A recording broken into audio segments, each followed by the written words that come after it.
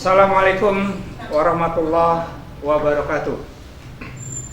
Alhamdulillahirabbil alamin wa bihi nasta'in wa ala umuri dunya waddin. Wassalatu wassalamu ala asrofil anbiya'i wal mursalin wa ala alihi wa ashabi ajmain, amma ba'du. Puji syukur karyat Allah Subhanahu wa taala, pada hari ini kita masih diberi kesempatan untuk bertemu kembali dalam rangka kegiatan MPLS atau masa pengenalan lingkungan sekolah.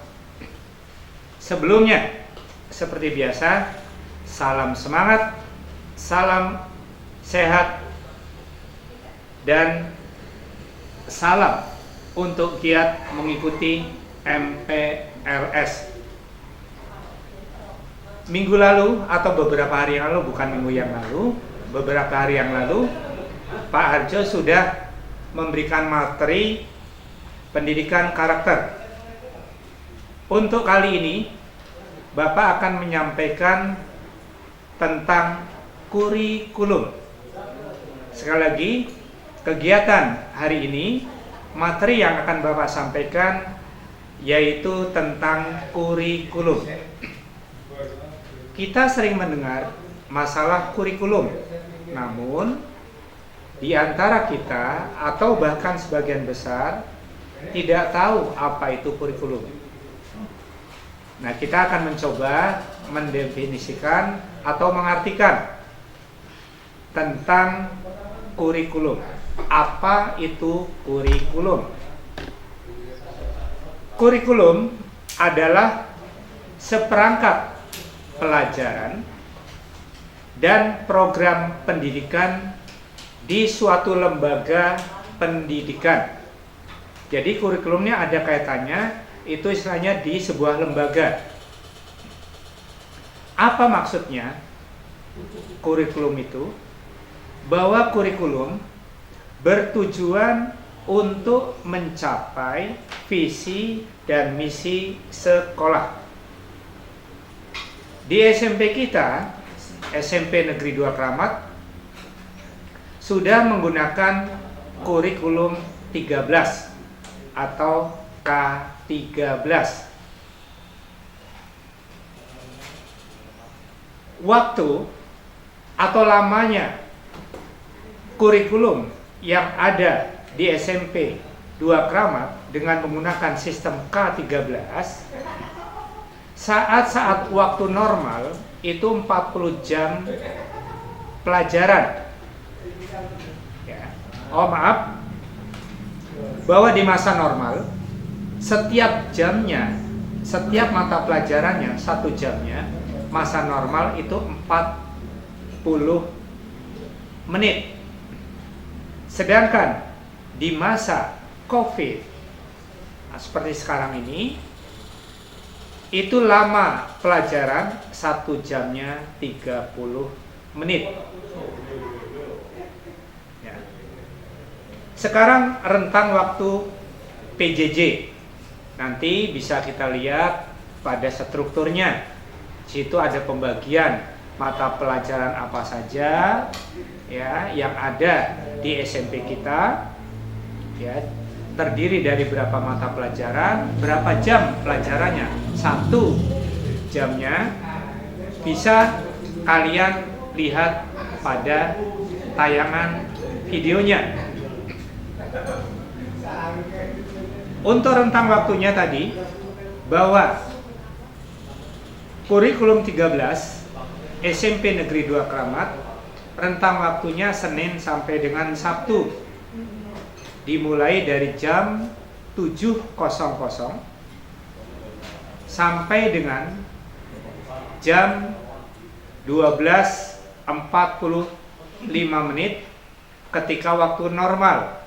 Sedangkan saat pandemi itu mulainya biasa, sama seperti waktu normal, 7.00 sampai dengan jam 11.00. Untuk masa-masa sekarang, kalian kebetulan masanya masa pandemi, sehingga jam pelajaran dengan menggunakan sistem PJJ atau sistem jarak jauh. Dengan kata lain, kita mengenalnya adalah daring. Tentunya ada beberapa hal yang harus kita pahami selama kita mengikuti kegiatan pembelajaran PJJ atau daring. Kita harus mempersiapkan beberapa perangkat pembelajaran. Di antaranya kita harus memegang HP seperti ini, dan HP-nya juga tentunya HP Android. Bagi kalian yang punya laptop, itu akan lebih baik karena di sana akan lebih jelas tulisannya, layarnya juga lebar, kita mudah sekali untuk melihatnya. Ini jika kita punya laptop. Tentunya ada beberapa sarana yang harus dipenuhi saat kita menggunakan HP ataupun laptop. Paling tidak ketika kita menggunakan HP Android, kuota. Ini juga salah satu istilahnya yang harus dipenuhi. Kemudian laptop tentunya internet, ya, yang harus kita hubungkan. Kami menyadari, Pak Arjun menyadari, sekolah juga menyadari bahwa pembelajaran daring atau PJJ ada beberapa kelebihan dan ada beberapa kelemahan. Kelemahannya dulu, untuk kelemahan daring, biasanya masalah sinyal. Ini suatu kendala. Lalu model HP yang kita miliki, ini juga akan mempengaruhi. Kemudian mau tidak mau, uang yang harus kita keluarkan juga harus sedikit banyaknya kita mengencangkan dikit. Yang semestinya uang digunakan untuk jajan kalian, kita sisihkan untuk membeli kuota. Ini mau tidak mau, karena memang tuntutan hal yang demikian. Kelemahan yang selanjutnya, penerimaan pembelajaran tidak begitu maksimal. Jangankan kita menggunakan HP seperti ini, daring seperti ini, tatap muka saja kalian bisa merasakan betapa sulitnya untuk menerima pelajaran yang tanpa langsung dengan gurunya. Ya, jadi memang sangat sulit untuk istilahnya belajar melalui daring. Karena belajar yang baik itu mau tidak mau harus langsung ada pendampingnya. Dalam hal ini adalah guru. Yang dimaksud guru tentunya bukan seperti Pak Harjo, kemudian guru-guru yang lainnya yang ada di SMP 2 Keramat. Orang tua kalian juga bisa dijadikan sebagai guru. Nah, masalah biaya, sebenarnya dalam menuntut ilmu, Ali bin Abi Thalib sendiri pernah mengatakan, apabila kita menuntut ilmu, haruslah uang digelontorkan. Nah, jadi memang untuk menuntut ilmu butuh suatu modal, atau dengan kata lain yaitu harta benda. Itu tentang kelemahan pembelajaran dalam bentuk model daring. Sekarang yang kelebihannya atau keuntungannya dengan menggunakan daring, kita bisa belajar dari rumah tanpa adanya tekanan. Kita bisa santai, ya. Kita bisa sambil duduk, sambil tiduran dan lain sebagainya, itu bisa. Tidak terpancang harus istilahnya tergesa-gesa untuk berangkat menggayuh sepeda dari rumah, berangkat jam 6, kemudian harus sampai di sekolah jam sekian, lalu pulang juga dalam keadaan lapar. Namun jika kita belajar via daring, itu tadi dikatakan keuntungannya, kalian bisa langsung mengerjakan soal. Terkadang kita bisa lihat buku, sehingga hasilnya mau tidak mau bisa maksimal. Karena apa? Karena kita bisa nyontek melalui itu. Nah, itu harus kita terima. Harusnya kan yang namanya ulangan kita tidak boleh melihat buku, atau dengan kata lain nyontek, ya, atau dengan kata lain nyontek. Jadi itu istilahnya beberapa kelebihan dan kelemahan tentang belajar sistem daring atau PJJ. Kembali ke kurikulum 13. Selain dari mapel-mapel yang tadi sudah kalian lihat dalam tayangan video, ya, di antaranya ada mulai dari pendidikan agama sampai dengan yang paling bawah yaitu bahasa Jawa. Ada juga pembelajaran di luar jam formalnya, atau dengan kata lain ekstrakurikuler. Ekstrakurikuler merupakan pelajaran tambahan yang mempunyai maksud dan tujuan untuk lebih mengembangkan bakat dan hobi yang terpendam pada diri kalian. Apa saja, Pak? Ekstra yang ada dalam SMP 2 Kramat banyak dan sangat menyenangkan. Rata-rata itu adalah kita menggunakan gerak. Sebagai contoh, di sini ada untuk kegiatan ekstranya, yaitu olahraga. Ada volleyball, ada bulu tangkis, sepak bola, karate, pencak silat, dan lain sebagainya. Kemudian dari bidang seni, ada seni tari, ada seni suara, dan masih banyak juga yang lainnya. Di samping yang Bapak sebutkan, ya, antara yang lainnya itu juga dalam bidang kerohanian, yaitu agama. Itu pun di sini ada hadroh misalnya, rebana, ya, di sana juga ada, dan masih banyak yang lainnya. Memang sangat menyenangkan sekali ketika kita itu istilahnya pembelajaran yang dengan menggunakan sistem tatap muka langsung. Namun apa hendak dikata, suasana seperti ini kita harus menuruti. Yang penting itu tadi, kita hanya bisa ikhtiar, kita hanya bisa berdoa. Mudah-mudahan nanti tatap muka akan lebih mengasihkan. Anak-anakku sekalian, baik, Bapak lanjutkan sekali. Lalu bagaimana sih cara belajar yang baik supaya kita menjadi anak yang cerdas, anak yang pintar, dan lain sebagainya. Tetapi Bapak menginginkan kalian cerdas dalam spiritual. Artinya, akhlak kamu, agama kamu. Untuk apa kita istilahnya pandai matematika, tapi akhlak kamu jauh dari agama? Untuk apa kalian bisa berbahasa Inggris dengan baik, tetapi moral kamu, moral kalian, kelakuan kalian itu tidak baik? Nah, nantinya apa sih, Pak? Kalau umpamanya akhlaknya nggak baik, ya tentunya ketika kita menjadi orang yang dewasa, apalagi kita menjadi pejabat, kita akan menjadi pejabat yang tidak baik. Pintar memang pintar, ya. Coba sekarang yang kita saksikan, banyak koruptor. Kenapa? Karena itu tadi, kepintarannya tidak didukung dengan spiritual yang baik.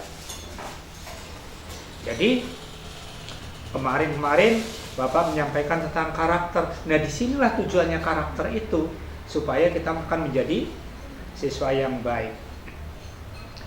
Cara belajar efektif yang pertama, ya, kalian harus menentukan waktu dulu yang tepat waktunya, ya. Supaya kalian apa? Lebih bisa konsentrasi dengan waktu tersebut. Jangan sembarangan, pilih waktu yang tepat, ya.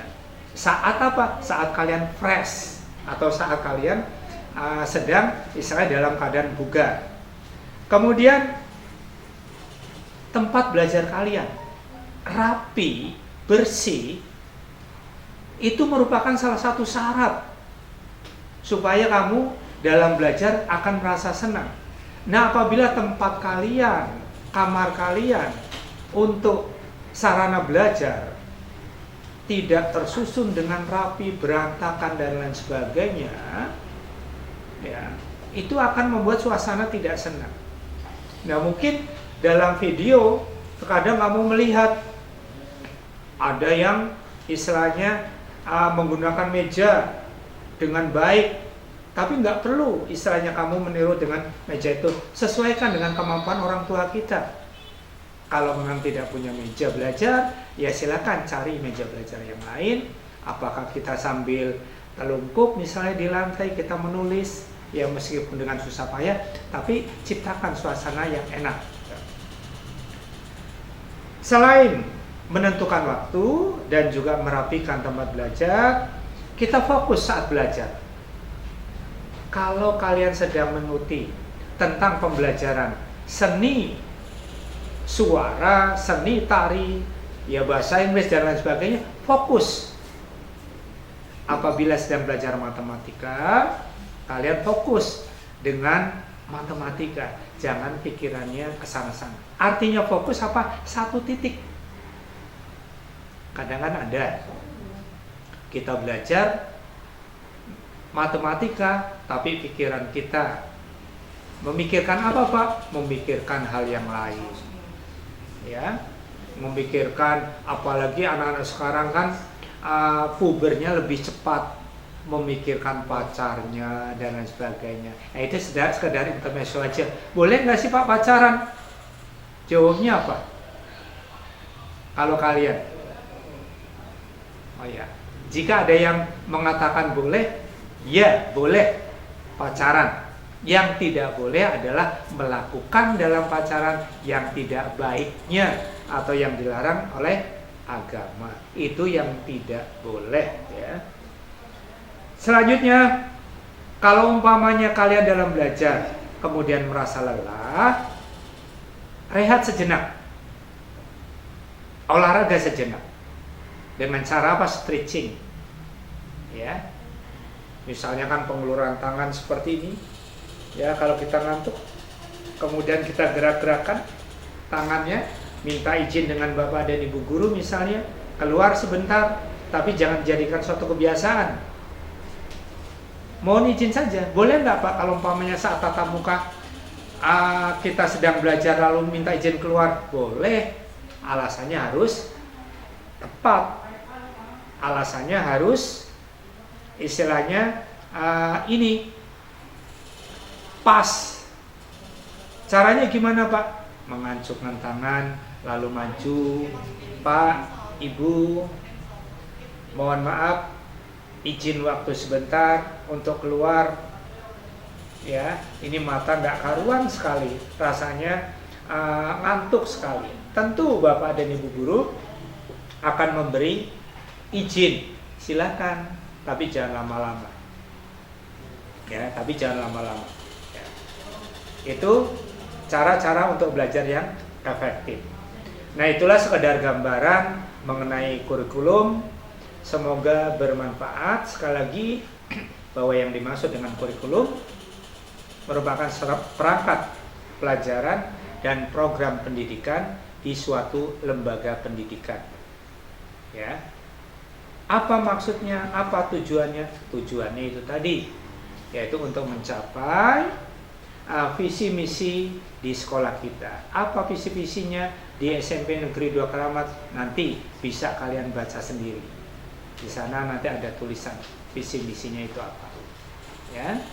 Nah, mudah-mudahan setelah kalian tahu, ya, sekedarnya sudah mendengarkan pemberian materi yang Bapak berikan via video ini, kamu bisa mengambil hikmahnya, kamu bisa mencatat, meringkas dan lain sebagainya, ya. Nanti kalau ada yang belum jelas bisa ditanyakan sewaktu-waktu. Ingat, sekedarnya untuk diringkas. Nanti seperti biasa kegiatan MPLS, selesainya kita akan ditagih tugas-tugasnya, ya. Itu saja, lebih kurang mohon maaf. Assalamualaikum warahmatullahi wabarakatuh.